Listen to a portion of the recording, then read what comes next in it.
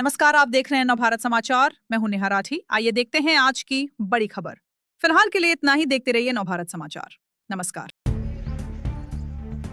All India democratic women's federation की state secretary वंगा राघा सुधा ने कहा कि महिलाओं की सुरक्षा का वादा करके सत्ता में आई केंद्र और राज्य सरकारें महिलाओं पर हमले और हत्याओं को रोकने में नाकाम रही। All India democratic women's federation AIF DW Warangal district executive committee की मीटिंग वरंगल शहर में गद्दाम स्वरूपा की अध्यक्षता में हुई।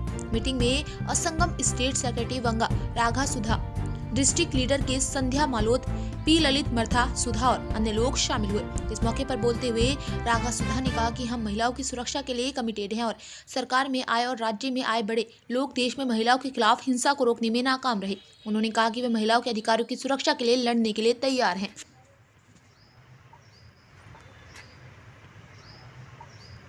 ఉన్నారు। కేంద్ర రాష్ట్ర ప్రభుత్వాలు కూడా ఆ రకంగానే మహిళా హక్కులను కాలరాసే విధంగా ముందుకు వెళ్తా ఉన్నాయి। ఆ మహిళా హక్కులను కాపాడుకునే విధంగా ఏదైతే కేంద్ర రాష్ట్ర ప్రభుత్వాలు మహిళల పట్ల అనుసరిస్తున్న మహిళా వ్యతిరేక విధానాలకు వ్యతిరేకంగా పోరాటాలు, ఉద్యమ రూపాలు తీసుకోవడం కోసం ఈరోజు మేమందరం కూడా ఇక్కడ కూర్చున్నాం। వాస్తవానికి చూసుకున్నప్పుడు మహిళలు ముఖ్యంగా హింసా దాడులకు గురవుతున్న పరిస్థితి ఉంది। గత సంవత్సరానికి ఇప్పటికీ చూసుకుంటే దేశంలో 0.7% మన క్రైమ్ రేటు పెరిగింది। అట్లాగే రాష్ట్రంలో 7.3% క్రైమ్ రేటు పెరిగింది। ఇదంతా చూస్తున్నప్పుడు అన్ని రాష్ట్రాల్లోకెల్లా తెలంగాణ రాష్ట్రంలోనే నేరాల సంఖ్య, మహిళలపైన జరుగుతున్నటువంటి అఘాయిత్యాల సంఖ్య ఎక్కువ పెరుగుతున్నటువంటి పరిస్థితి కూడా ఉంది। కేంద్ర ప్రభుత్వం చెప్తా ఉంది మహిళలను మేము కాపాడుతూ ఉన్నాము, రక్షణ చట్టాలు ఉన్నాయి, బేటీ బచావో బేటీ పడావో అని చెప్తా ఉంది। ఒకవైపు మహిళలు, విద్యార్థులు అత్యాచారాలకు, హత్యలకు గురవుతున్న పరిస్థితి ఉంది। మొన్నటికి మొన్న కేంద్ర ప్రభుత్వము ఉన్నావ ఘటనలో జరిగినటువంటి కుల్దీప్ను రెడ్డు తివాచి పరిచి ఆయనను బెయిల్ ఇచ్చి బయటకు తీసుకురావడం అనేది జరిగింది। అంతేకాదు ఎవరైతే అత్యాచారానికి గురైందో ఆ అమ్మాయి యొక్క తండ్రిని చంపేసిన అతని మీద శిక్ష లేదు। మొన్న ఆయన ఎట్లా బెయిల్ మీద బయటకు విడుదల చేస్తున్నారు అని చెప్పేసి ఉన్నావ ఘటనలో ఉన్నటువంటి అమ్మాయి పోలీసులకి ఎదుట ఆమె కూర్చుంటే ఆమెను దౌర్జన్యంగా లాక్కెళ్ళి వాళ్ళ అమ్మను కూడా లాక్కెళ్ళిన పరిస్థితి ఉంది। మీరు ఏ రకంగా కేంద్ర ప్రభుత్వము ఏ రకంగా మహిళలకు సమాధానం చెప్పగలుగుతుంది అని చెప్పేసి కూడా ఈ జనరల్ బాడీ సమావేశం నుంచి మేము మహిళలందరం కూడా కేంద్ర ప్రభుత్వాన్ని ప్రశ్నిస్తూ ఉన్నాము।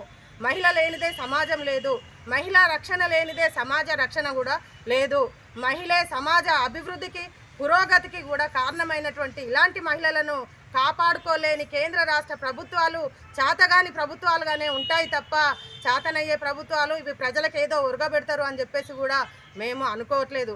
కాబట్టి మేము ఇక్కడ నుంచి ఒకటే ఇవ్వగలుగుతున్నాము, మహిళల పైన జరుగుతున్నటువంటి దాడులని, అత్యాచారాలని అరికట్టాలి। అదే రకంగా యువత మొత్తం కూడా పెడదోడ పడుతున్న పరిస్థితి ఉంది। డ్రగ్స్కు బానిసలయ్యి 10 సంవత్సరాల పిల్లల నుంచి మొదలు పెడితే 50-60 ఏళ్ళ వాళ్ళ వరకు కూడా డ్రగ్స్కు బానిసలై ఈరోజు భవిష్యత్తుని, యువత మొత్తం భవిష్యత్తుని అంధకారంలోకి నెట్టివేయబడతా ఉంది। డ్రగ్స్ని కూడా నిరోధించాలి అని చెప్పేసి కూడా మేము ఈ జనరల్ బాడీ సమావేశం నుంచి ప్రభుత్వానికి హెచ్చరికగా జారీ చేయాలని చెప్పేసి కూడా అనుకుంటా ఉన్నాము। ప్రభుత్వం ఉంది కేవలం వాళ్ళ అధికారంలో ఉన్నటువంటి వాళ్ళ సీట్లను కాపాడుకోవడం తప్ప ప్రజలకు, మహిళలకు ఒరగబెట్టేది ఈ కేంద్ర రాష్ట్ర ప్రభుత్వాలు చేసేది ఏం లేదు।